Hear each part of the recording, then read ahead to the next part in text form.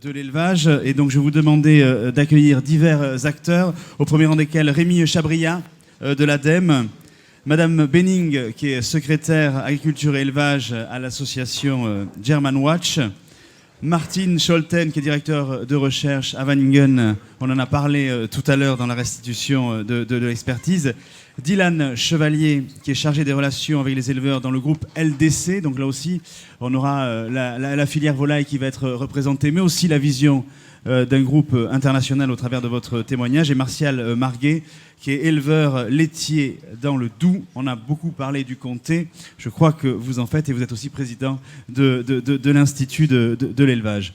Alors, justement, en introduction de cette table ronde, Rémi Chabria, vous êtes un des commanditaires de cette étude conjointement avec les deux ministères qui sont intervenus en introduction. Qu'est-ce que, là aussi, vous en avez pensé ? D'abord, merci. Et j'aurai d'autres remerciements à faire tout à l'heure. D'abord, alors, je ne suis pas un acteur de l'élevage. Je dois même dire que je suis certainement le plus incompétent de cette table ronde, probablement un des plus incompétents de la salle. Simplement pour dire que la présence d'un membre du comité de direction de l'ADEME, moi en l'occurrence, est à la fois un indicateur positif, c'est l'importance qu'on accorde à ce travail et tout l'intérêt qu'on y a trouvé. Un élément négatif, c'est que donc, en tant que pur généraliste, je suis donc largement incompétent. Ce qui permet de dire que si par hasard les bêtises que je dirais me sont donc pleinement imputables, et éventuellement les quelques éléments intéressants sont largement pour le coup à porter au crédit de mes collègues Sarah Martin, Jérôme Mousset, un certain nombre d'autres, mais Sarah et Jérôme sont dans la salle, et je les remercie pour nous avoir engagés là-dedans. Engagés là-dedans, pourquoi ? D'abord parce que le sujet de l'élevage est le domaine de l'élevage est un domaine auquel on s'intéresse depuis longtemps, et qui est clairement qui représente clairement un enjeu structurant dans toutes les démarches, dans toutes les réflexions, dans tous les scénarios énergie-climat auxquels nous, on a pu contribuer, que d'autres ont pu conduire. Et donc voilà, que ce soit à la fois sur des choses qui ont été évoquées aujourd'hui, sur les modes de production, aussi sur la place ou la taille ou le volume occupé, le nombre de bêtes, les quantités produites consommées, etc. La deuxième chose, et là ça a été largement dit, je pense en ouverture par mes collègues du ministère de l'Agriculture et de l'Écologie, il y a et ça a été évoqué aussi tout à l'heure, des nombreux débats sur la consommation versus environnement, notamment des études, des projets de recherche, et on a tous considéré comme important de contribuer à objectiver le débat, de mettre à disposition, de mettre à plat les connaissances, d'ouvrir des réflexions, y compris, et je le dis en tant qu'agence de l'environnement, y compris sur des sujets, sur des enjeux autres qu'environnementaux, vraiment arriver à mettre tout ça en perspective, d'où le souhait d'une étude scientifique collective qui fasse référence. Et pour répondre à votre question, on n'est pas déçus. Voilà, on considère qu'il y a un gros travail, un beau travail, qui est objectif dans l'analyse, qui pose des enjeux de manière large, qui donne des bases scientifiques sur les impacts et les services. Tout ça, c'est indispensable à la fois pour objectiver les échanges, mais puis aussi derrière, peut-être pour prendre des orientations, faire des propositions, orienter des politiques, et contribuer à engager l'élevage dans une transition réussie. Donc pour ça, vraiment, merci aux contributeurs, aux pilotes et à tous ceux qui ont fait que ce travail ait pu être réalisé. On leur est très reconnaissant. Alors, notre premier réflexe à la lecture, le mien, est de dire, tout ça manque peut-être un peu finalement de conclusion. Alors, d'une part, c'est consubstantiel à la démarche de l'ESCO, effectivement, et ça a été rappelé. Ensuite, je dois dire que moi j'ai trouvé grand intérêt aux présentations d'aujourd'hui qui apportent des éclairages et peut-être des choses plus tranchées ou plus mises en perspective, mises en relief que ce que j'avais pu voir à la lecture de la synthèse. Voilà, c'est un commentaire sur l'intérêt vraiment de ce qui se passe aujourd'hui. Et puis, pour ce qui concerne les conclusions ou les orientations, et ça a été évoqué à l'instant quand on parlait, est-ce qu'on peut quantifier, est-ce qu'on peut agréger, est-ce qu'on peut piloter, à un moment, voilà, on ne va pas comparer un oiseau à une tonne de CO2, mais on va faire des arbitrages. Il y aura des besoins d'arbitrage politique. Donc ça donne des outils pour ça donne des outils pour l'ensemble des acteurs, pour le coup, qui sont ici pour travailler et dire des choses, sachant que même s'il y a des résultats contrastés, ce qui est un des éléments, c'est pas simple de comparer un mouton et une tonne je vais dire de lisier, mais encore on pourrait faire un rapport. Donc un mouton et 1 mètre cube d'eau, il n'empêche que l'immobilisme serait la pire des choses. On pourrait dire, bon, bah alors rien n'est vraiment bon, rien n'est vraiment mauvais, donc tout se vaut, donc on ne change rien, c'est évidemment pas ce qu'il faut faire. Un enseignement pour nous qui est important, ça concerne les méthodes d'évaluation. C'est une question importante, bon, permet à la fois d'orienter l'activité des élevages et pour nous les politiques publiques. L'étude met en avant l'importance de la combinaison des méthodes. On partage complètement cette analyse. Et il y a aussi une chose, même si il est clair qu'il y a des améliorations encore à faire sur les questions de biodiversité sur les sols, mais on considère qu'on a beaucoup progressé sur cette question, et notamment sur les ACV, à travers des choses auxquelles on a lourdement contribué comme Agribalise ou la plateforme MINS, mais même si on peut discuter qu'il y a des éléments, là encore, dans l'écrit de la méthode, qui nous semblaient, on se disait, tiens, les auteurs nous montrent un peu plus le côté vide du verre que le côté... Et c'était beaucoup moins le cas à l'oral. Bon voilà, on a progressé, les méthodes sont suffisamment robustes pour avancer. Voilà. Et ça, c'est un sujet qui est important. Donc maintenant, pour avancer, c'est-à-dire effectivement qu'il faut qu'on en dégage des enseignements, des perspectives, et on cherchera à y contribuer à notre modeste place, sachant que pour nous, vraiment, l'enjeu, on n'est donc pas dans un débat pour ou contre l'élevage, on n'est pas dans un débat, il y a un type d'élevage meilleur qu'un autre, on n'est pas dans un débat manger ou pas de la viande, et bien un enseignement intéressant, une phrase disant, voilà, on a besoin de l'élevage, et la suppression de l'élevage ne conduirait pas au meilleur optimum environnemental. Moi, j'ai lu ça dans la synthèse, c'est quand même quelque chose d'important. Donc la question, quel équilibre entre différents types, différents systèmes d'élevage, la consommation de produits animaux, végétaux, qui permettent à la fois, sur le plan de la sécurité alimentaire, d'assurer une alimentation saine et équilibrée pour tous, blablabla, sur le plan des enjeux environnementaux, d'avoir un système global supportable, là aussi. Bon, au bout de tout ça, on a pointé un certain nombre d'enjeux de recherche. On pense qu'il y aura un enjeu aussi à chercher à agréger ou arbitrer des choses pour faire de la prospective, et au bout de tout ça, faire et partager des scénarios, y compris au niveau territorialisé, parce qu'on a bien vu que la question des spécificités régionales, voire infrarégionales, est extrêmement importante dans les choix qu'on va être amené à faire. Sachant que, oui, des scénarios, finalement, il y a déjà des choses qui existent au niveau national, au niveau international, comme Agrimonde, et avec finalement des conclusions qui, sur certains points, sont assez convergentes. Donc on doit pouvoir faire des choses, et c'est de définir et d'accepter ensemble peut-être ce qu'il faut changer, ce sur quoi il faut évoluer, sachant que clairement dans le monde dans lequel on vit, l'élevage est très loin, pardon, c'est le rhume. Donc voilà, pour éviter d'avoir trop la goutte au nez, je m'en excuse. Donc l'élevage est très loin d'être le seul secteur, le seul segment de la société qui a besoin d'évoluer. Et il n'est pas le seul à devoir évoluer, mais il ne doit pas être le seul à évoluer non plus. Et il ne doit pas être seul dans son évolution. Je veux dire, c'est qu'il y a aussi un enjeu de définition de comment accompagner ces évolutions, de comment accompagner ces transitions et de comment accompagner les éleveurs dans ces transitions. Alors, j'étais intéressé par la dernière chose qu'a dit, c'était pas Pierre tout à l'heure, qui a dit dans les conclusions, qui était de dire finalement un enjeu de réflexion, de recherche peut-être, ou d'interrogation, c'est le rôle des consommateurs et du marché. Alors donc ma contribution personnelle, donc qui peut peut-être être rangée sous ce que je disais en tout début, c'est, moi je me faisais vraiment la réflexion en lisant ceci, en entendant ceci, ou un parallèle ou une comparaison qui n'est pas raison, etc., etc. Mais mettre en face un cas qui est un domaine dans lequel j'ai quelques petites compétences personnelles à titre privé, mais comme beaucoup de monde ici, j'en suis sûr, c'est celui du vin.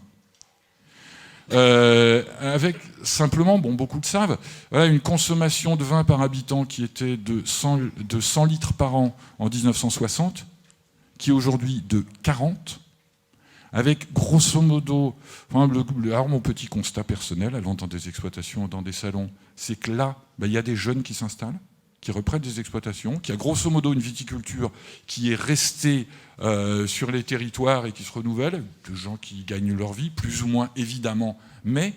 Et ce qui s'est passé, finalement, on consomme depuis 1960, on a diminué notre conso de vin par 2,5, on le paye largement 2,5 fois plus cher. Donc, on en est content.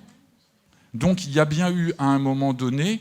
Alors, est-ce un arbitrage conscient ou une évolution souterraine, mais en tout cas une situation qui fait que nous avons, collectivement en France, accepté de boire moins de vin, mais du meilleur, et de le payer plus cher.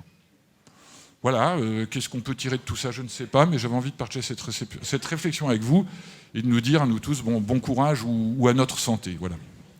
Justement, on va demander à Martial Marguet, qui est éleveur laitier dans le Doubs, justement de la filière Comté.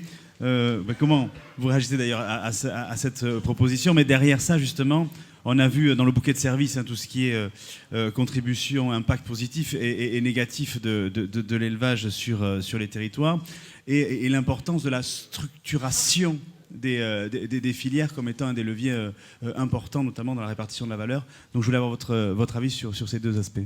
D'abord, bonjour à tous et à toutes. Une petite remarque au démarrage sur mon intervention. Moi qui suis éleveur, l'INRA qui s'intéresse à l'élevage de manière si forte sur une commande qui était bien définie au départ, ça a du sens. Ensuite, sur effectivement rôle et service de l'élevage. Parce qu'on parle d'impact négatif, je veux dire, dès lors qu'on produit quelque chose, il peut y avoir un impact négatif, pour qui veut le trouver.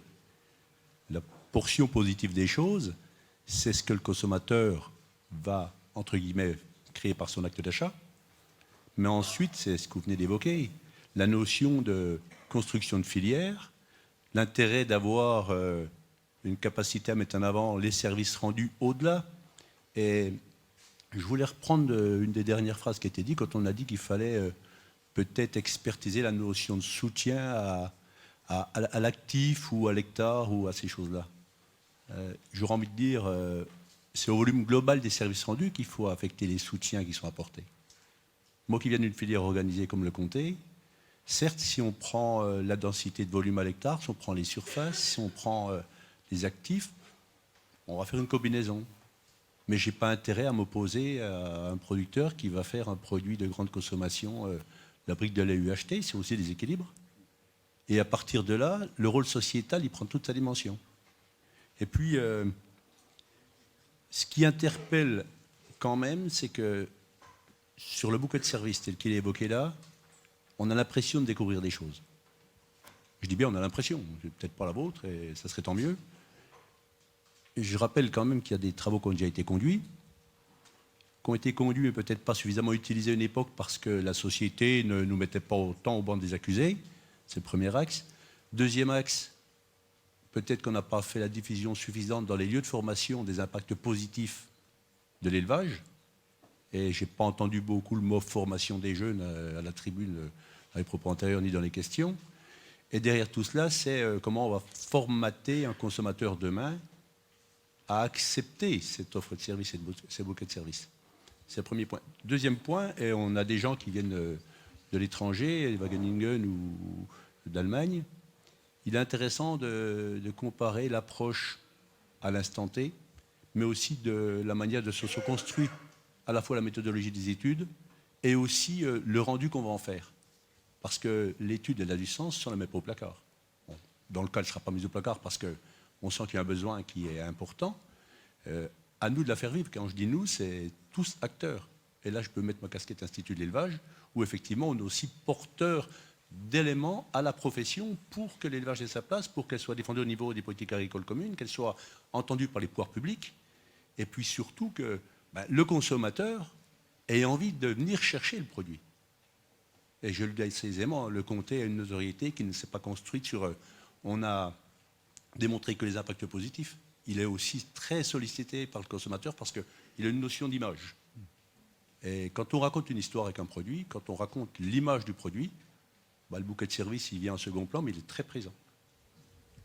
Alors justement, on va demander là aussi l'avis et l'éclairage de nos invités internationaux. Martin Scholten, on a parlé justement de votre université de recherche à Wageningen, puisqu'on l'a vu dans la restitution. Donc je rappelle que vous êtes directeur de recherche.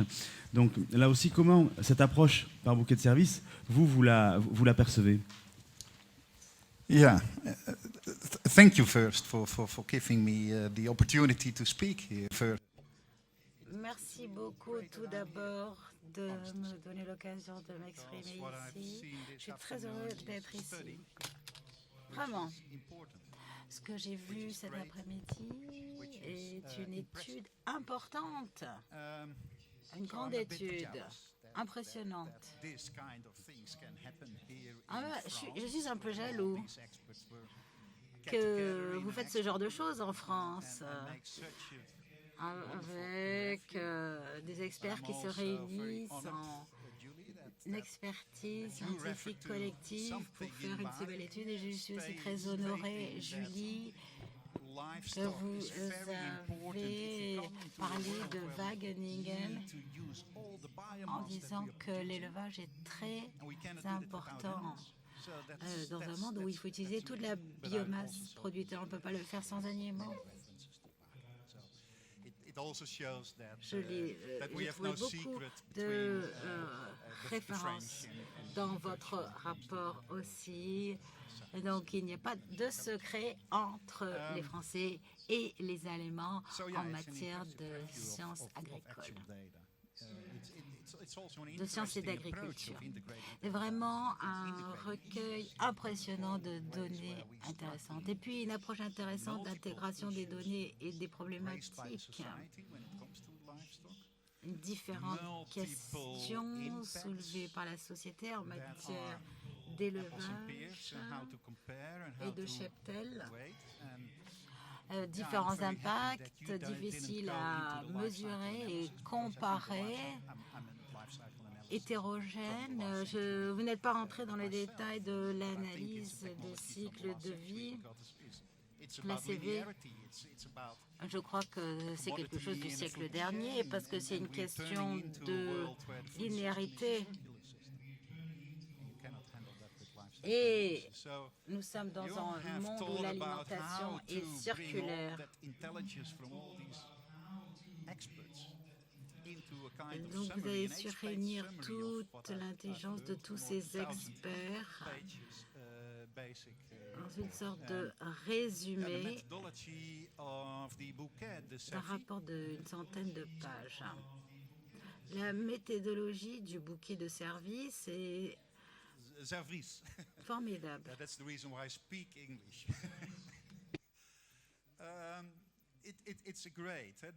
Service, oui, c'est pour ça que je parle en anglais. C'est super. Du bouquet de services, bundle of services, donc en anglais. C'est vraiment une belle technique. Et il y a beaucoup à y gagner. C'est une belle avancée. C'est une belle idée. Et la catégorisation, avec ces trois grandes catégories, je pense que ça permet vraiment de comprendre les choses. Ça ouvre des portes. C'est bien de catégoriser les systèmes d'élevage de la sorte.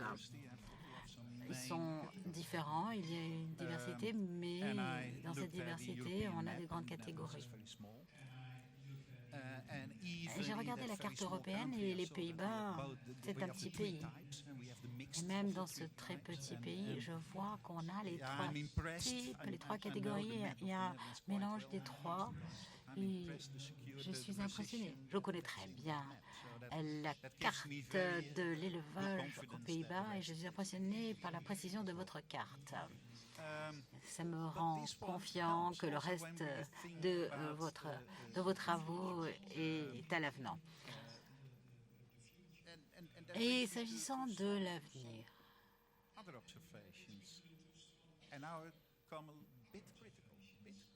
en réfléchissant à l'avenir, j'en viens à d'autres observations. Et je vais devenir un peu plus critique, un tout petit peu critique. Pas trop.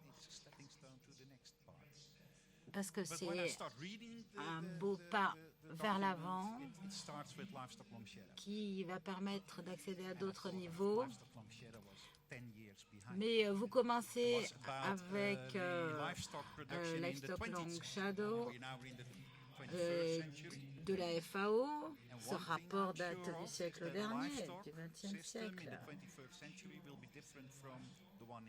Et je suis sûre que le système d'élevage du XXIe siècle sera différent du XXe siècle.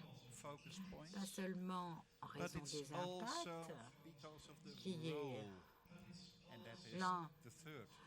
l'une des choses à laquelle vous êtes intéressé, mais aussi à cause du rôle qui m'intéresse aussi des élevages. Vous avez analysé les élevages, ce qui nous permet de mieux comprendre la situation, mais la prochaine étape sera de réfléchir à l'orientation que l'on souhaite pour ce siècle et comment est-ce que vont évoluer les systèmes d'élevage.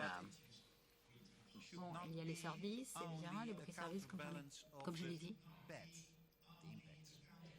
Mais il ne faut pas juste que ça rééquilibre les mauvais impacts.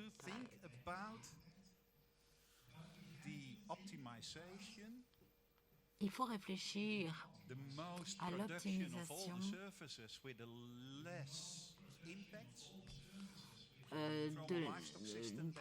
de la productivité des surfaces qui ont moins d'impact. Il faut s'adapter aux besoins de la société. Et il y a le graphique sur la concurrence entre l'alimentation humaine et animale. Il y a beaucoup de biomasse dans les élevages intensifs, à haute densité. Il y a beaucoup plus de potentiel dans les systèmes herbagers pour utiliser nos connaissances écologiques pour une intensification écologique. S'agissant des systèmes mixtes, on peut beaucoup apprendre dans ce domaine. En général, les terres cultivées ne sont pas à la hauteur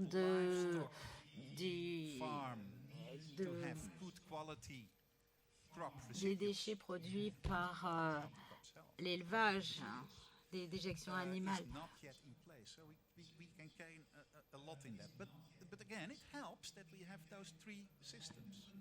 Et on peut faire mieux. Mais ça aide d'avoir ces trois systèmes. C'est utile. Vous pouvez être sûr que dans la prochaine intervention, j'utiliserai ces catégories et je vous citerai bien sûr.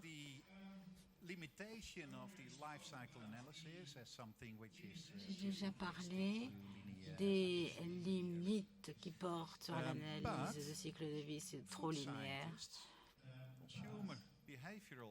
Mais les scientifiques alimentaires ou comportementalistes se servent de ces idées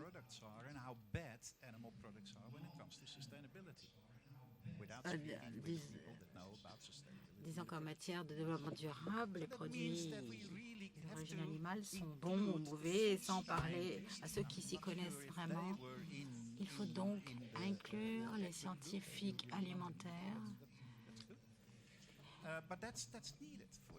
ou les scientifiques nutritionnistes dans ces travaux. Effectivement, la nutrition, les sciences sociales, les sciences agricoles doivent collaborer pour savoir où se trouve la meilleure sécurité alimentaire et nutritionnelle. C'est une question sanitaire, une question d'environnement.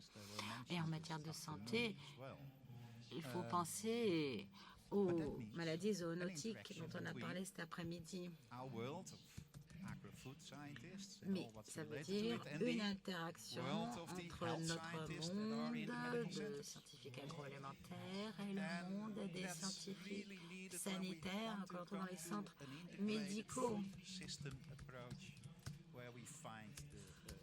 C'est important si l'on veut une approche intégrée à l'alimentation et trouver les meilleures solutions. Mais je crois que cette étude est très utile et fait avancer le débat. Je crois que la façon dont vous avez optimisé le cadre alimentaire à 2030 avec les facteurs emploi, marché, impact, bénéfices sociétaux, avec le moins d'entrants et la production maximale, c'est bien. Vous avez donc établi une méthodologie, une façon de penser qui peut inspirer les chercheurs en Europe et pas seulement en France. Ça pourra aider aussi à renforcer les idées de la société sur les animaux, qu'ils ne sont pas juste des objets qui nous servent, mais aussi des créatures que l'on peut aimer et qui peuvent nous aider dans tous les défis qui se posent à nous à l'avenir avec les technologies de rupture et les modèles économiques de rupture qui pourront peut-être tirer bénéfice. On va continuer. On va continuer donc la table ronde. C'est vrai que vous parliez de la nécessité là aussi de changer un peu d'image auprès du consommateur, de faire changer l'image de l'animal au travers justement des aménités positives qu'apporte l'élevage au territoire notamment. Justement, je voulais là aussi poursuivre la réflexion avec vous, Dylan Chevalier. Je rappelle que vous êtes du groupe LDC, mais c'est vrai que faire prendre en compte aux consommateurs, c'est une chose, ces aménités positives, mais faire prendre en compte aux éleveurs ces aménités positives, c'est aussi un autre point de levier intéressant. Je crois qu'au travers de votre expérience, vous accompagnez justement les éleveurs vers ces évolutions. Oui, bonjour à tous. Merci de votre invitation et félicitations aux chercheurs pour cette étude très intéressante.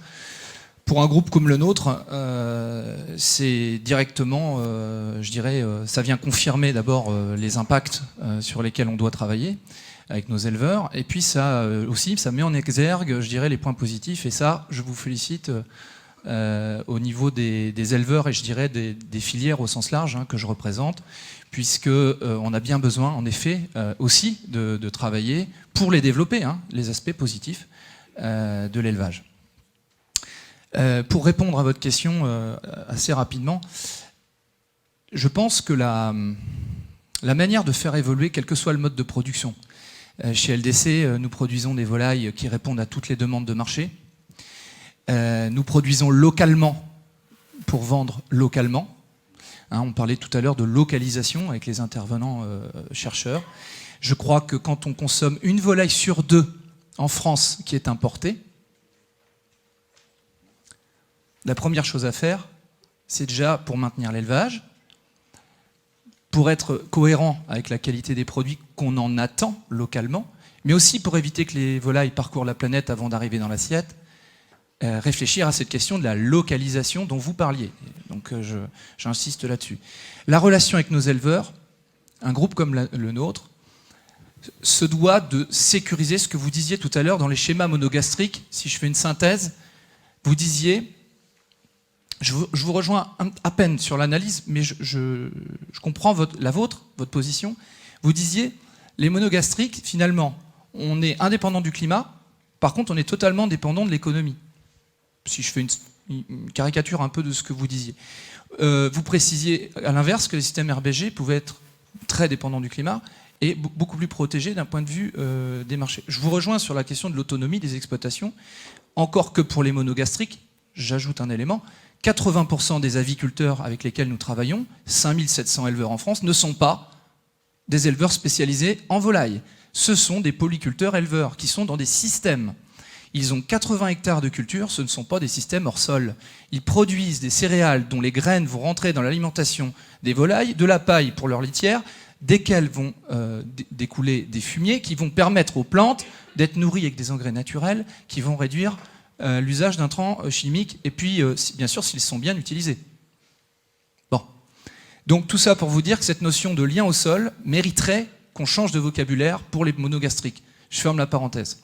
La question de la dépendance au marché. Notre rôle au niveau d'un groupe comme le nôtre,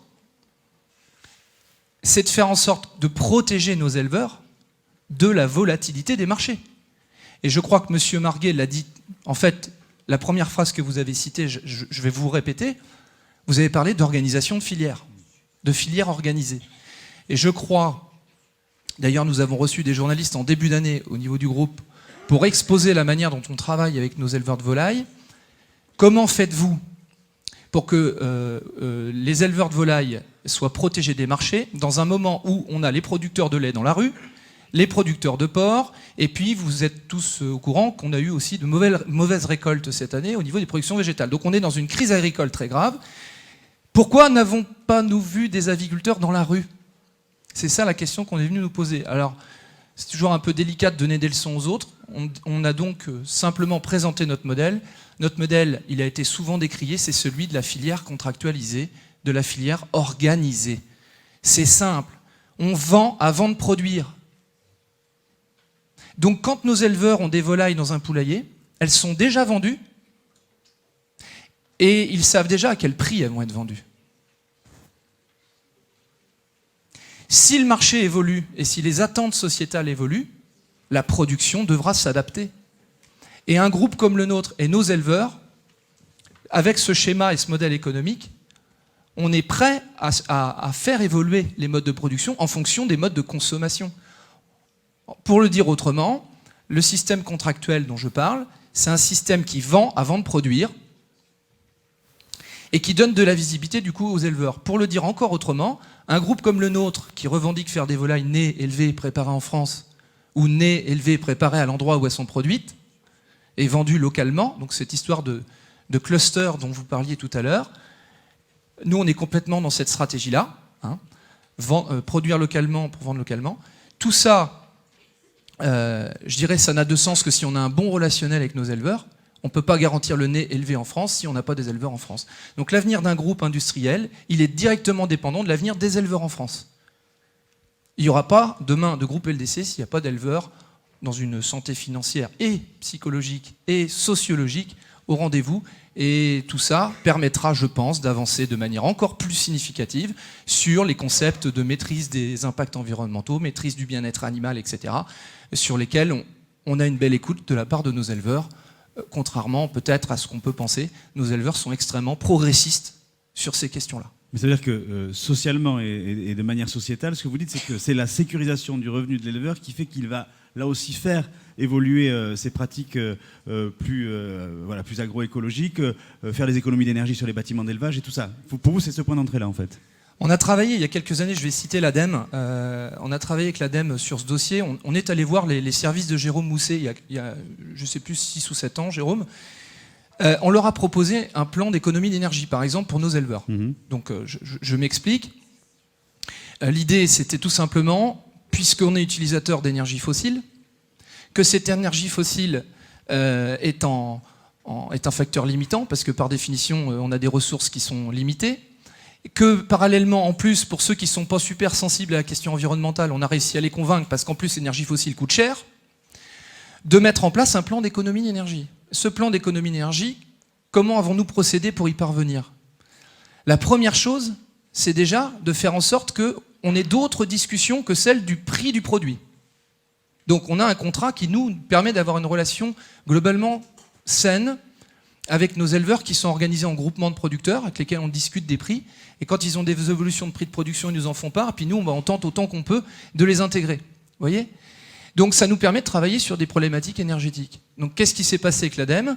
On a tout simplement équipé les poulaillers de compteurs d'énergie, pour ceux qui n'étaient pas équipés. On a fait un observatoire qui a permis à chacun de s'évaluer, de se comparer, de se rendre compte qu'il pouvait faire des économies d'énergie. On a mis en place avec nos équipes du conseil aux éleveurs, donc de l'accompagnement, de conseil, des audits. Et puis on a donné des aides aux investissements pour isoler les poulaillers, pour développer des énergies renouvelables et limiter par la récupération d'énergie, je citerai les récupérateurs de chaleur que certains connaissent, les principes de la VMC double flux. On a réduit de 20, 30, voire 40% dans certains élevages la consommation d'énergie. Il se fait qu'aujourd'hui, on a mis ça en place il y a à peu près 7 ans, on a économisé 20% de consommation d'énergie dans l'ensemble des élevages de LDC. Ça représente 2 millions de mètres carrés de poulaillers en France.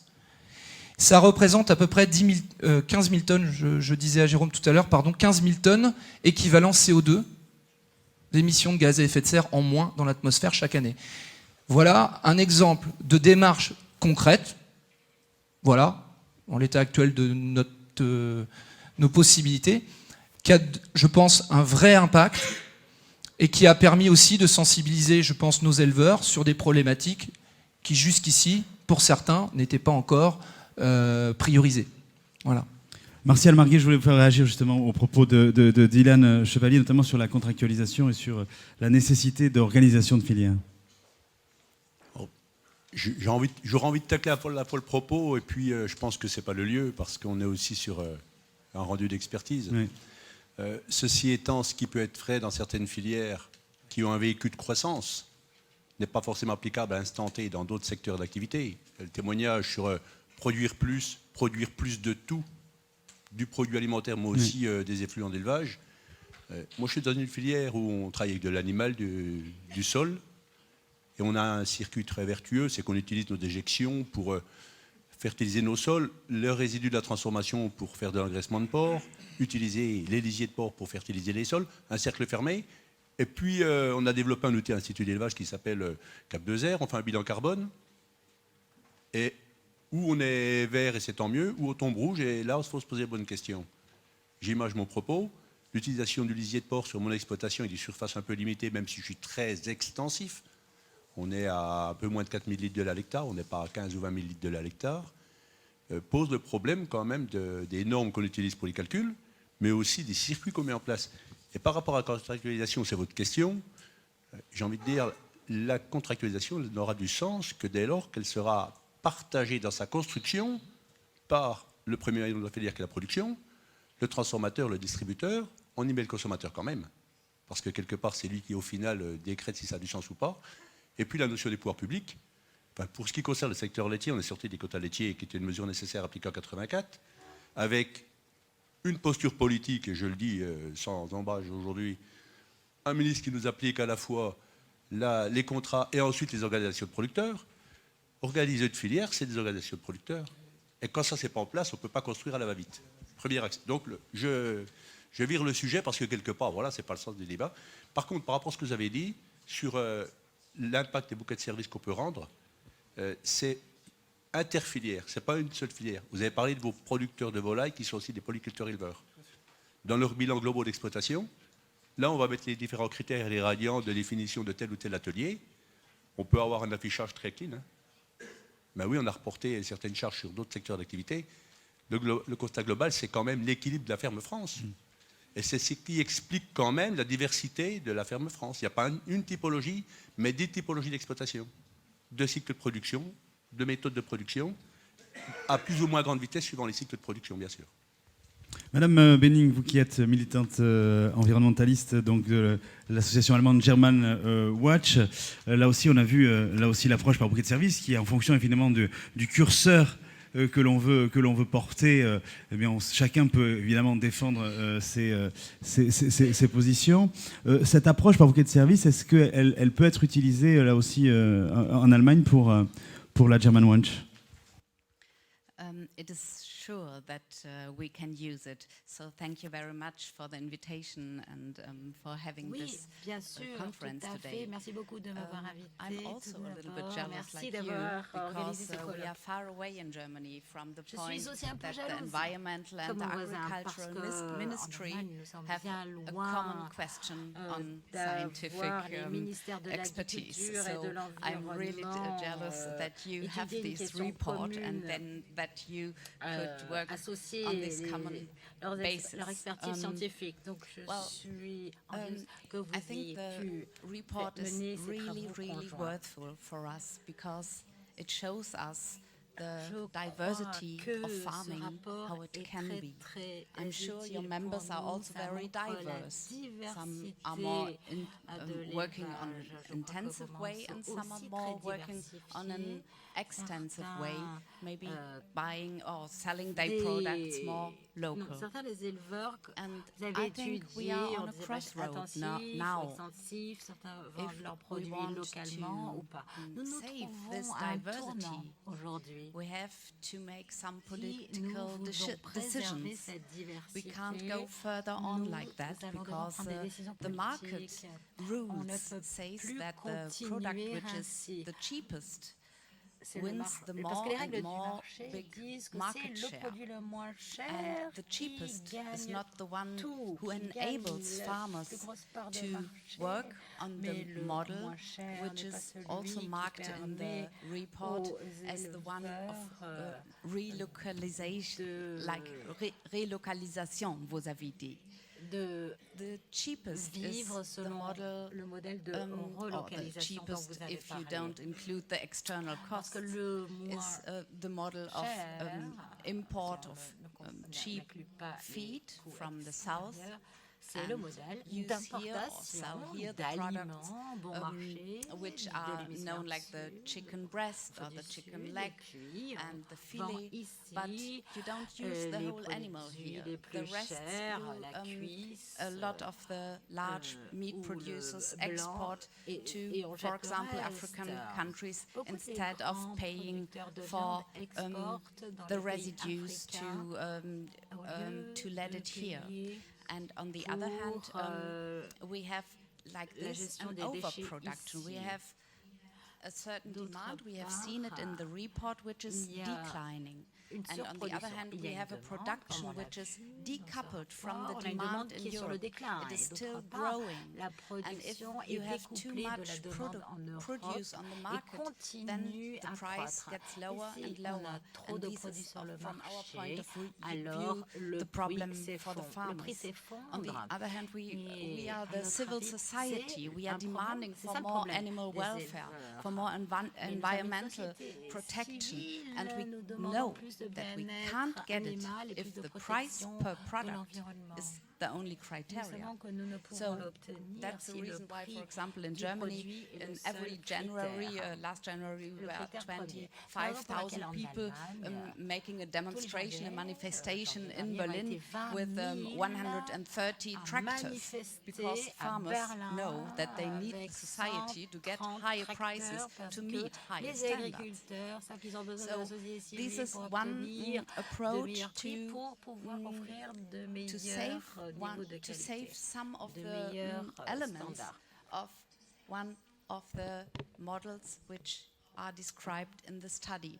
Ce sont What I des think éléments is importants dans we ce modèle really décrit should dans cette étude. take think care is, together we that really this should- knowledge which is Je now pense still que on the nous farms devons doesn't veiller get ensemble lost. à ce que ces Because connaissances if the ne se intensive perdent pas. model gets more and Ces more connaissances on qui the sont farms, and actuellement dans we les exploitations, use, parce like que you said it le before, modèle in some intensif regions, the se farmers répand de working on a plus en local level, plus then we sur les lose exploitations. also the Dans certaines knowledge régions, vous in the- l'avez on the dit, farmer level. And les so travailleurs, I think we are really on a les crossroad, agriculteurs and we should, au niveau have local more reports perdent like that ces to have connaissances the locales. scientific basis Et nous sommes donc to à un enable carrefour. Et il faut politicians to say, plus de oh, we rapports have comme to celui-ci do a change qui in crée une agricultural base policy. And scientifique as we see qui just right permet now, it aux is the time politiques for a midtime, de décider review of de the cette transition sur la European politique common agricole. agriculture. But Maintenant, our il est temps de, Hogan, il serait Mr. temps de Hogan in faire Brussels un bilan doesn't make de a la politique proposal agricole for a midterm européenne. review. Monsieur Hogan, So à maybe Bruxelles, it has to be us persiste à ne to pas make these faire de proposals, propositions pour faire how to save une telle only the évaluation. diversity Peut-être qu'il and not nous only revient one à thing. nous de faire cette proposition. C'est vrai que de derrière, façon à derrière il y a préserver effectivement la l'aspect politique diversité. des choses. Et c'est vrai que la négociation sur la future PAC, sur justement les modes de financement, est-ce qu'elle doit être liée justement et augmenter de services rendus, valoriser des services rendus à la nature, comme vous le demandiez tout à l'heure? Est-ce que aujourd'hui c'est plutôt un système assurantiel qui est lié justement au changement climatique? Tout ce mode de réflexion et toutes ces pistes de réflexion, est-ce qu'elles peuvent là aussi être reprises grâce justement à l'approche du bouquet de services? C'est-à-dire qu'est-ce que l'approche du bouquet de services peut être une approche scientifique qui permet là aussi de prendre en compte toutes ces modalités selon vous? Martial, peut-être? Une réaction déjà à ce que je viens d'entendre. Je suis assez surpris qu'on puisse parler d'utilisation des bouquets de services en lien avec les politiques pour définir des orientations de politique agricole commune. Je n'ai pas entendu citer une discussion avec les éleveurs. Les professionnels, les premiers professionnels, c'est quand même nous. Et je pense qu'on a un adage en France qui s'appelle le bon sens paysan. Et décidément, on va continuer de se chercher sans se rencontrer si on n'a pas cette réflexion déjà d'avoir une base commune de travail. Premier point. Deuxième axe, sur la notion de valorisation du bouquet de services. Je l'ai évoqué. C'est un des pans d'action qu'on peut envisager par rapport peut-être à l'école commune, mais ce n'est pas le seul. Parce que la réalité des marchés, le développement différent, qu'on soit aux Pays-Bas, en Allemagne, en France ou ailleurs en Europe, on a des clivages qui font qu'on a évolué de manière différente. Et même sur le sol français, je viens d'une région de montagne où on a fait le choix de maintenir des actifs, des petites exploitations. On a la chance d'avoir de la valeur ajoutée, donc ce n'est pas remis en cause. Si je vais dans le Massif central, les mêmes exploitations que moi il y a 25 ans ou 30 ans quand je me suis installé, n'ont pas évolué aussi vite qu'ailleurs sur le restant du territoire. Et les producteurs nous disent, mais on aurait dû accompagner la restructuration de manière plus forte pour être résilient aujourd'hui, le terme qui a été employé tout à l'heure. Et chez moi en comté, on n'est pas dans cette stratégie-là. Mais parce qu'on a le prix du produit qui nous permet de vivre et d'entretenir la filière. Je reviens à ce que vous avez dit. C'est pour ça qu'il n'y a pas une méthode, mais il y a des méthodes. Ça peut être un axe, mais ce n'est pas le seul. Et puis surtout, et de grâce, n'oubliez pas les acteurs de terrain qui sont les agriculteurs dans les réflexions. Rémi Chabria, peut-être sur l'accompagnement, là aussi, aux agriculteurs. Est-ce que justement cette étude par bouquet de services, les réflexions qu'on a sur cette table ronde, fait que là aussi les outils d'accompagnement que possède l'ADEME peuvent évoluer? Alors ça, c'est vraiment une question perfide. D'abord, à laquelle je ne répondrai pas, mais je vais faire comme, je pense que je vais faire comme Dylan tout à l'heure, qui a répondu à une de vos questions par une de ses réponses. Non, pardon, c'est vraiment pour me défausser. Hein. D'abord, deux choses. Un, l'ADEME n'a pas de dispositif de soutien et d'intervention au niveau des enjeux qu'on vient d'évoquer en termes de politique agricole. Nous, notre modeste contribution peut être d'aider à un moment donné, avec un peu d'argent, aussi un peu de capacité de discussion avec des acteurs très diversifiés, et j'y viendrai, à ce que des réflexions soient partagées, à ce qu'on fasse des constats un peu solide, un peu dégagé du marais ou des brumes des interprétations, des préjugés. Voilà. Donc ça, notre contribution, ça peut être ça. Alors là, oui, c'est vraiment quelque chose qu'on souhaite continuer à faire. Par rapport à ce qui a été évoqué à l'instant par Martial Marguet, enfin, pour nous, l'enjeu est bien que ces débats-là, et y compris les modèles où les modèles d'analyse qui sont proposés et auxquels nous, on a trouvé quand même un grand intérêt, cette réflexion autour du bouquet de services. Pourquoi un bouquet? Pour ne pas se retrouver à être toujours, je le disais tout à l'heure, dans une opposition. Et je trouve intéressant vraiment cette analyse qui vient de dire qu'il y a des enjeux économiques, il y a des enjeux et de marché, il y a des enjeux sociaux, des enjeux environnementaux, des enjeux d'intrants, et que tout ça s'articule et tout ça est un équilibre qui va exister et qui n'est pas un affrontement. Donc moi, franchement, je trouve que c'est vraiment quelque chose d'intéressant. Ensuite, pour nous, partout où on travaille sur des sujets un peu complexes comme ça, et souvent avec l'INRA d'ailleurs, je pensais au boulot qu'on a fait avec un certain nombre de personnes dans cette salle, Hervé, Bertrand et d'autres, par exemple sur le changement d'affectation des sols, l'enjeu est bien, nous, de contribuer à ce qu'on puisse faire des travaux scientifiques et financer des travaux scientifiques qui avancent, et qu'ensuite, on ait un débat. Ensuite, on puisse discuter ces travaux, et les restituer et les discuter avec les parties prenantes, que ce soit les filières, que ce soit les ONG, que ce soit nos ministères qui derrière vont faire ou pas de la réglementation, de la régulation, éventuellement des incitations financières. Pas nous, hein. Nous on ne fait ni la réglementation ni l'incitation financière. Et puis ensuite que ça puisse servir au débat et servir à appuyer des politiques publiques. Voilà. Si finalement j'ai un peu répondu à la question, mais bon, voilà, nous tout à fait d'accord pour que, enfin, c'est fait pour ça, ce travail. Enfin, je parle sous le contrôle de collègues de l'INRA, mais voilà, il est sur la table maintenant. On en discute quand les uns et les autres veulent.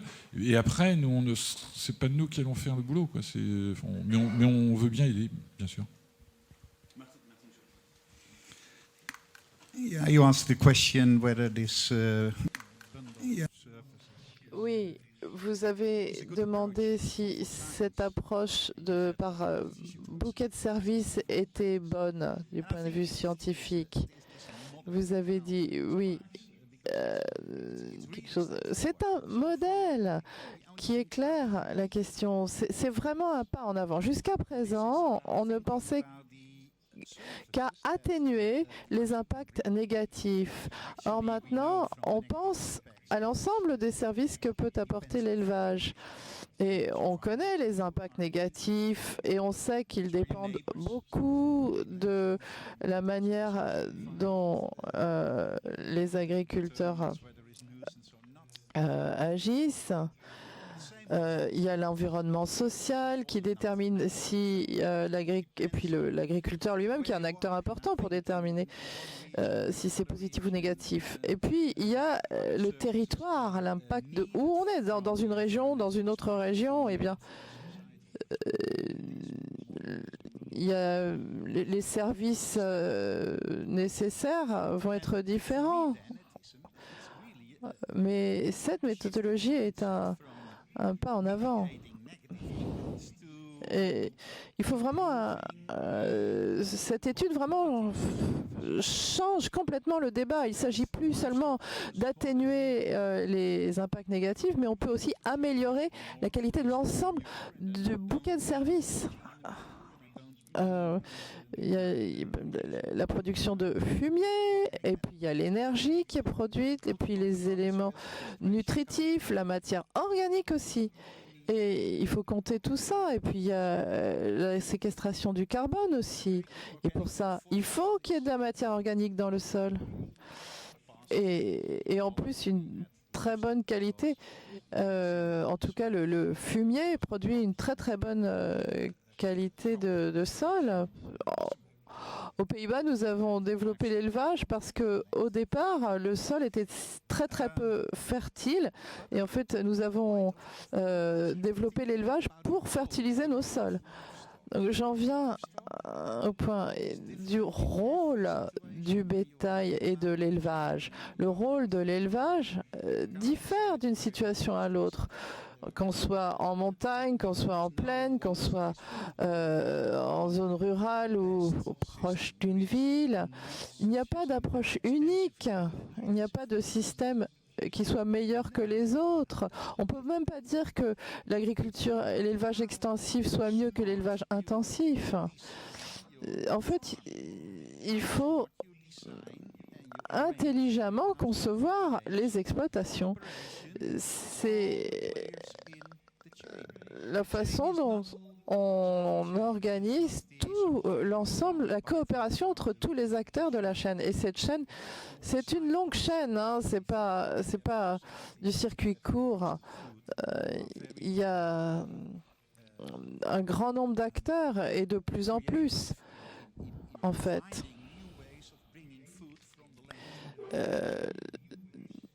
Les sociétés sont très créatives pour trouver de nouveaux moyens d'apporter de la nourriture de la terre jusqu'aux consommateurs. Il y a de nouveaux modèles économiques qui apparaissent et il nous faut nous y adapter. Quand on pense, quand on se demande ce qui est important pour l'avenir de notre élevage et comment l'approche par bouquet de services peut nous aider à définir cet avenir, il s'agit de diversité. Et la plupart des modèles que nous avons, par exemple, quand il s'agit de l'impact de l'élevage sur le climat, c'est un modèle unique, sans aucune nuance. Ce modèle, en fait, tient compte de la diversité. Et puis, il y a aussi la circularité. À mon avis, il devrait y avoir beaucoup plus d'éléments sur la circularité. En fait, les surfaces reviennent. Il y a l'efficience. L'efficience, c'est indispensable pour l'environnement, pour la société, pour assurer que nous faisions un bon usage de la biomasse produite par notre planète tout en n'utilisant pas plus de terre, l'adaptation aux situations locales et, vous l'avez mentionné, la résilience. Ce sont les 5 éléments clés qui, selon moi, devraient être utilisés pour utiliser ce modèle. Et justement, c'est après chacun met le curseur là où effectivement, là où il peut. Madame Benning. Oui, merci en conclusion. beaucoup. Parce que j'ai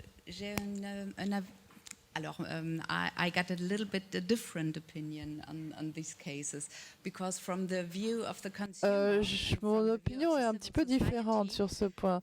Du point de vue du consommateur et du point de vue de la société civile, il existe des systèmes bons et d'autres qui ne sont pas bons du tout. Par exemple, quand on regarde les externalités négatives pour les consommateurs, c'est ce qu'on voit. Par exemple, on paye une fois et puis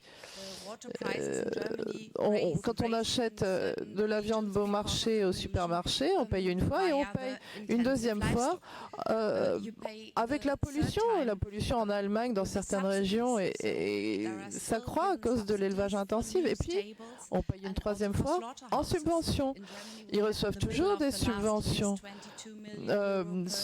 notamment les abattoirs. Il y a eu 22 millions d'euros par an de subventions uniquement sur la construction de nouvelles étables intensives et de nouveaux abattoirs. Et ça, ce sont des chiffres visibles, mais c'est certain que la réalité est beaucoup plus... En réalité, ils sont peut-être 2 fois plus élevés. Et puis, il y a le trafic. Par exemple, dans le modèle d'élevage intensif aux Pays-Bas, il y a une croissance du trafic qui n'est pas liée au sol. Donc en fait, il y a de nouvelles laiteries qui ont été développées et puis les déjections étaient ramenées en Allemagne. Et il y a environ 60 000 camions de déjection qui partent pour l'Allemagne chaque année et on ne sait pas où ça va parce qu'en Allemagne, les lois pour le contrôler ne sont pas aussi avancées. Alors, il y a des villes, des villages ou des communautés où arrivent ces déjections et en fait, on ne sait rien des maladies qui sont apportées, qui arrivent avec ces matières fécales qui se baladent dans toute l'Europe. Et il y a aussi des souches résistantes qui pourraient être transportées à travers l'Europe. Alors moi, je me pose la question, ces externalités négatives, on les paye une fois. Alors quand on paye la viande une fois, on a l'impression de payer pas cher, mais quand on regarde l'ensemble de tous les coûts, ils sont si élevés qu'on ne peut pas continuer comme ça. Donc il faut y mettre un terme à ce modèle. Et ça doit, ces coûts, ces externalités doivent être dans le prix de la viande. Et là, on verra si le consommateur ne change pas d'avis et ne change pas ses habitudes. Et puis il y a aussi l'étiquetage des produits. Quand on regarde par exemple le X, dans toute l'Europe, il y a une règle depuis 2004. Chaque œuf, les œufs, chaque œuf doit avoir un code, doit porter un code, et ce code permet aux consommateurs de savoir les conditions dans lesquelles les œufs sont produits et le bien-être animal. Donc en Allemagne, il y a une production de 89% des œufs qui sont composés viennent de systèmes alternatifs. En Allemagne, nous avons une part de marché de 44% pour les productions alternatives. C'est-à-dire que les personnes, même s'ils ne sont pas très riches, même s'ils sont plus touchés par la crise économique que les consommateurs allemands, ils sont prêts à payer plus cher pour un produit qui a des caractéristiques différentes. Donc l'étiquetage peut vraiment changer changer les choses sur le marché. Il faudrait que nous poussions pour étiqueter bien mieux les produits de façon à récompenser les agriculteurs qui travaillent le mieux, qui sont les plus durables. Il faut que je réponde, bien sûr. Je ne veux pas dire que l'intensif est mieux que l'extensif, mais je dis, eh bien, il faut combiner les deux. Parce que dans certaines régions, le système intensif est la meilleure solution, et dans d'autres, eh bien, c'est le système extensif qui est la meilleure solution. Mais tous les systèmes devraient travailler dans la même direction, c'est-à-dire en limitant les nuisances à l'environnement par rapport aux services, et ils devraient contribuer à l'économie circulaire. Votre exemple, quand vous disiez que la qualité de l'eau est négativement impactée par les systèmes d'élevage intensif, ça ne devrait pas être le cas. Les déjections, il faudrait que nous utilisions le fumier frais et pas le transporter, attendre qu'il pourrisse et l'envoyer en Allemagne.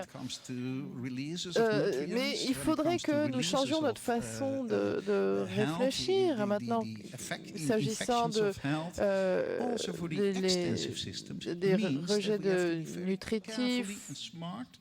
Vous savez, sur les systèmes extensifs, il faut aussi faire très attention dans la façon dont ils sont gérés.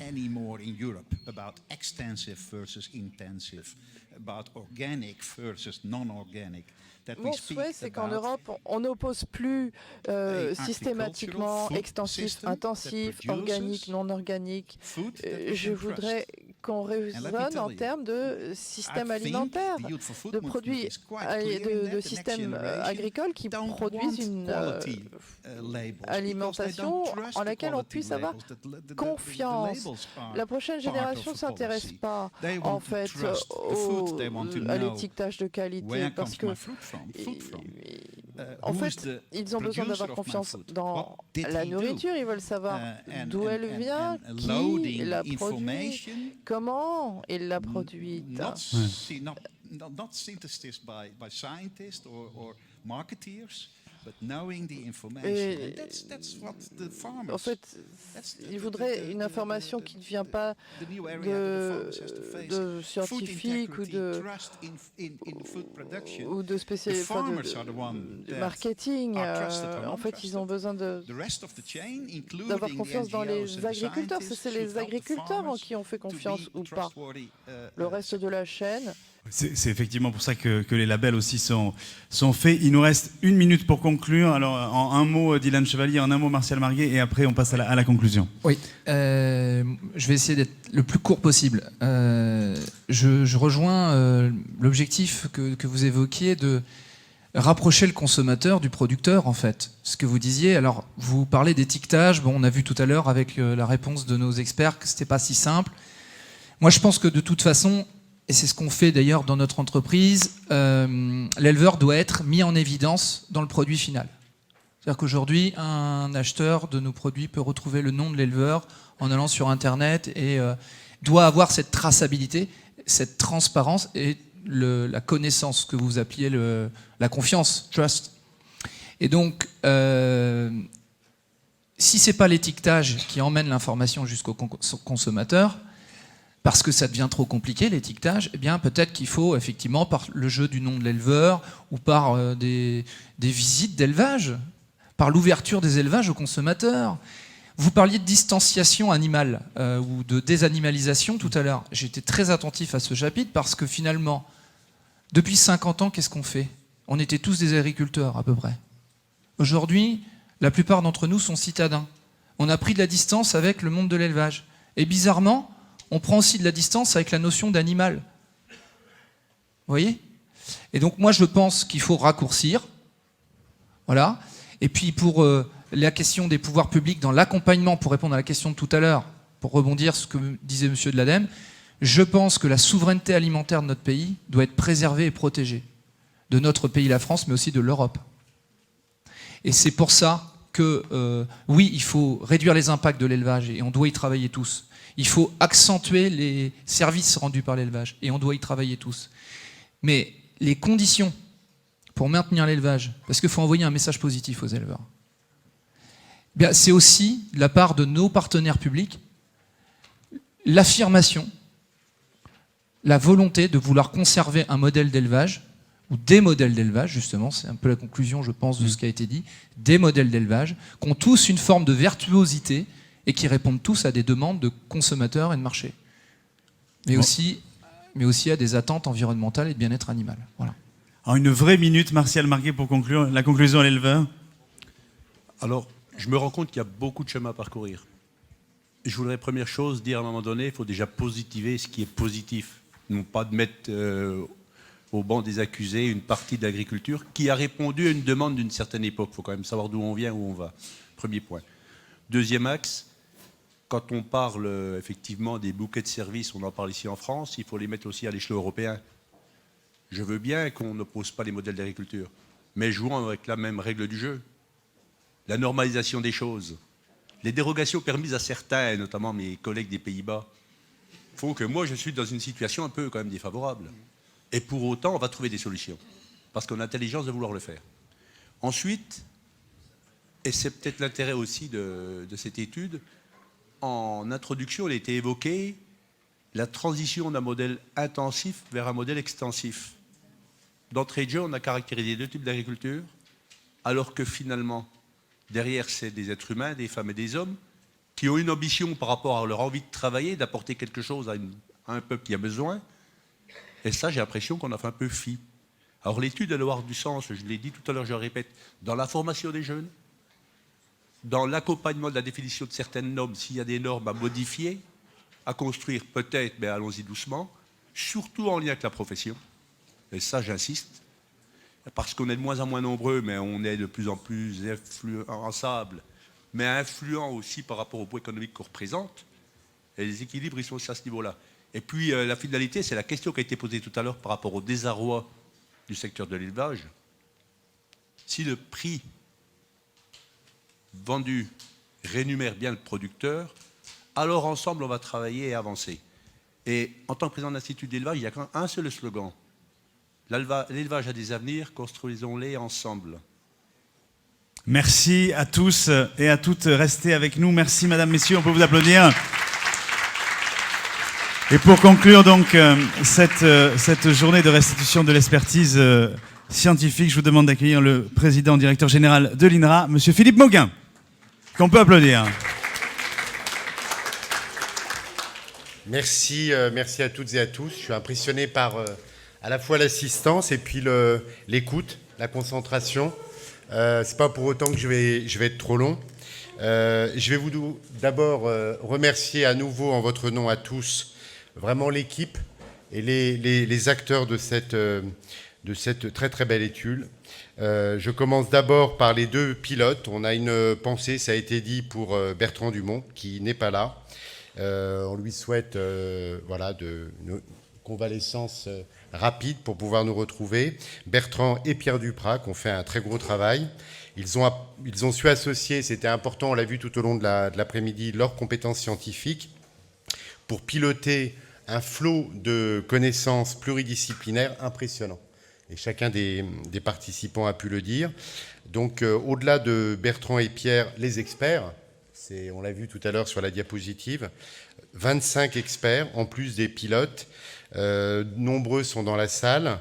Un certain nombre ont pu intervenir provenant de l'INRA, différents départements, et c'est aussi une façon de réaffirmer aujourd'hui le caractère très pluridisciplinaire des équipes de l'INRA et des équipes engagées dans l'élevage, j'y reviendrai, mais aussi d'organismes français, étrangers, universités, IRSTEA, École d'agronomie, IASA, Agroscope, venus d'Autriche ou de Suisse, qui ont consacré une bonne partie de leurs travaux ces derniers mois à lire, discuter, synthétiser une littérature scientifique vaste, multiforme, qui nous a aujourd'hui passionnés.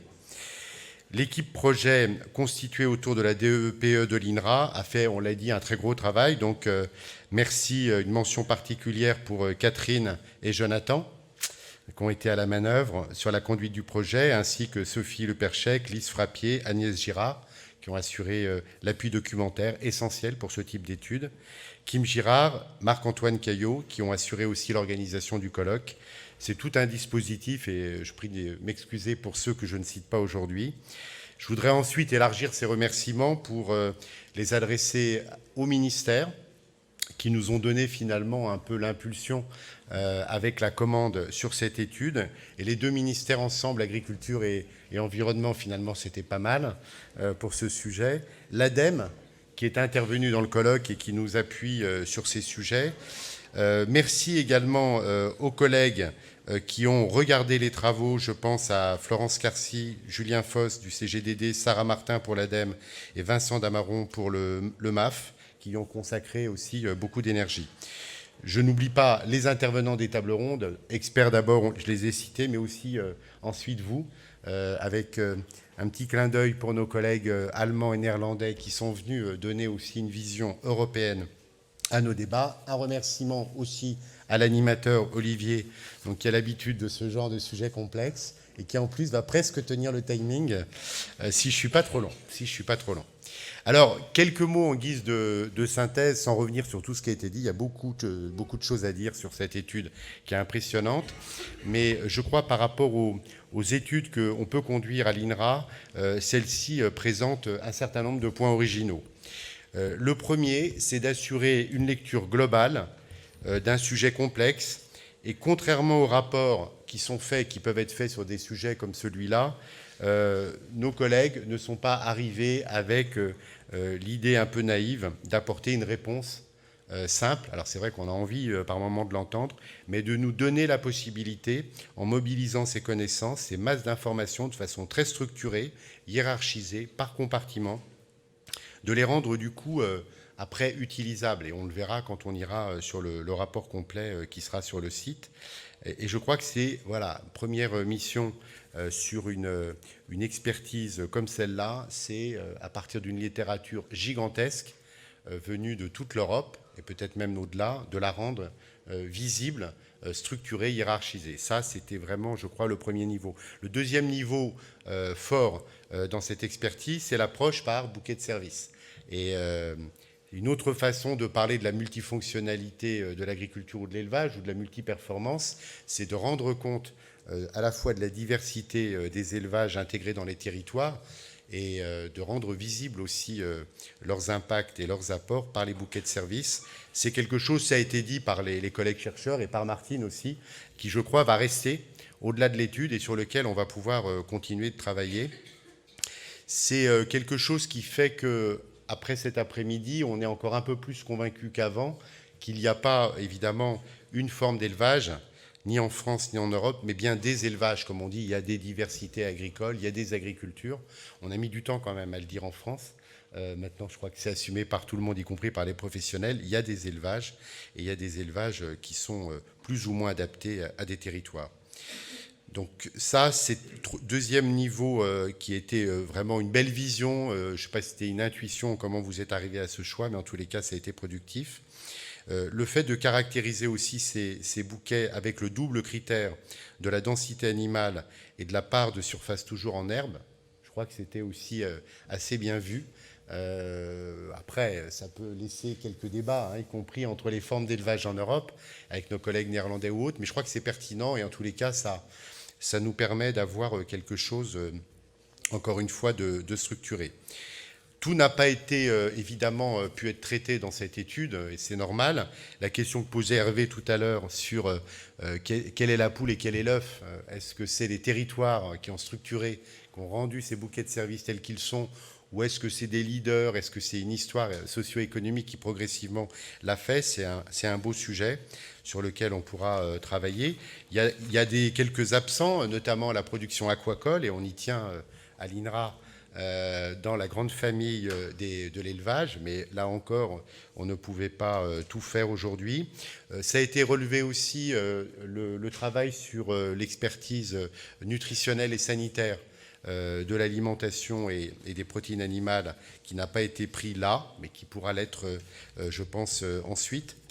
Voilà, il y a donc vraiment ce gros travail et quelques compléments à faire, mais qu'on fera.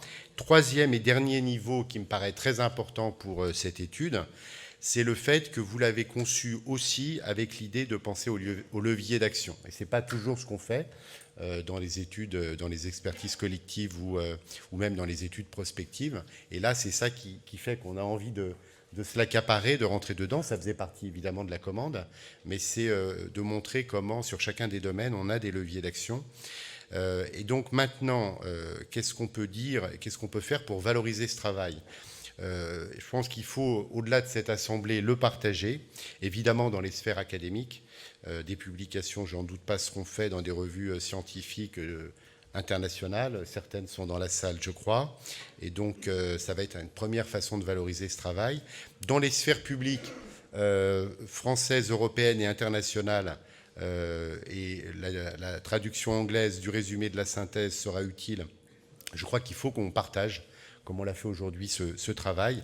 Et je termine, parce que c'était évidemment, j'aurais pu commencer par ça, et vous avez eu raison, Martial, de le dire, aussi dans la sphère professionnelle. Alors c'est aussi le moment de citer le travail, l'excellent travail de prospective sur les ruminants dans le Massif central qui a été réalisé par un certain nombre de collègues, de chercheurs qui sont dans la salle, qui vient compléter assez utilement ce travail sur les bouquets de services qui, lui, parle des élevages européens. Ceux qui ne l'auraient pas encore lu, je vous invite à aller le voir parce que ça donne justement une illustration très forte. Et ce travail a été présenté au sommet de l'élevage de façon privilégiée. Donc voilà, l'INRA sait aussi faire ça et c'est important. C'est important de le partager avec les professionnels. Qu'est-ce qu'on va faire, nous, au-delà de ce que j'ai dit sur la base de ce travail? Je dirais qu'il vient à point, puisqu'on vient d'adopter nos orientations stratégiques pour 2025. La plupart des collègues ici le savent. On a diffusé ce document et maintenant on veut le mettre en place. Et dans les priorités qu'on a adoptées au niveau de l'équipe de direction et du conseil d'administration de l'INRA, l'idée de lancer des prospectives scientifiques pluridisciplinaires sur des grands enjeux, et notamment des grands enjeux sociétaux. Et peut-être le plus important d'entre eux, c'est peut-être idiot de les hiérarchiser, mais quand même, c'est le renouveau de l'élevage. Et donc on a fait ce constat que vous faites aujourd'hui, que nos collègues ont fait, qu'il y a des grandes attentes au niveau de l'opinion publique, au niveau des consommateurs, des citoyens sur l'élevage, qui se transforment souvent en critiques, voire en interrogations. Moi, j'étais frappé en arrivant à l'INRA, à la fois de mes précédentes expériences professionnelles, de quitter des éleveurs qui étaient quand même en plein doute, avec des crises économiques qui se succèdent, et de retrouver des chercheurs en sciences animales qui eux-mêmes pouvaient s'interroger sur la durabilité de ces filières animales.